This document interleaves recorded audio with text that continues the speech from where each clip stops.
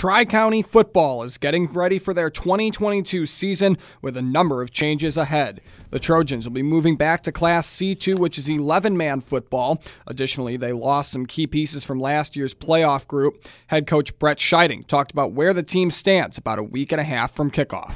You know, we've got a good group of guys out that are working really hard, and they'll play any position just to get on the field, and I think that's important for us. We lost three really good seniors from last year, and like Brevin Damrow, for instance, he ran the show at center for 4 years for us, and now it's time to pass the torch to some younger kids. However, the Trojans do have a number of key pieces returning this year. After suffering a playoff loss to Neligh-Oakdale last season, senior tight end and defensive end Chris Jansen says it's like a flame under the team. It's definitely given me some fire for the next go around this season, and I'm fired up. I want to go further. I want to do better, and ultimately, I just want to go further than where we ended last year. With the change to 11-man, Jansen's role and fundamentals as tight end will change.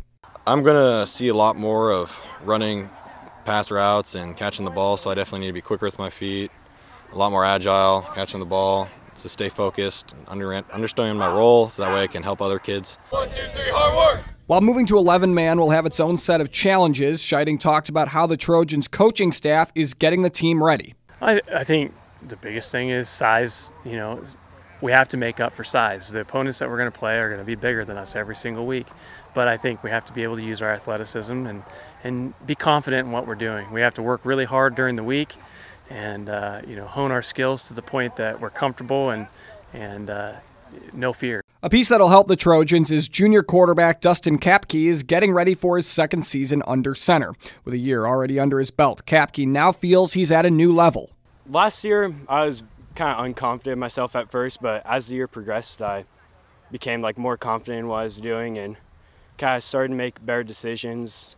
And I feel like that'll help me out a lot this year, having played another year at quarterback. And on top of that, wide receiver Colton Bales says the connection between wide receiver and quarterback runs deep. We've always had a good connection. We kind of grew up after about fourth grade. We've known each other pretty well, and we just always had that connection. Tri-County begins their season with a road game at Fairbury on Thursday the 25th. That game can be heard on Ole Red 99.5. At Tri-County High School for NCN Sports Now, I'm Jake Bartecki.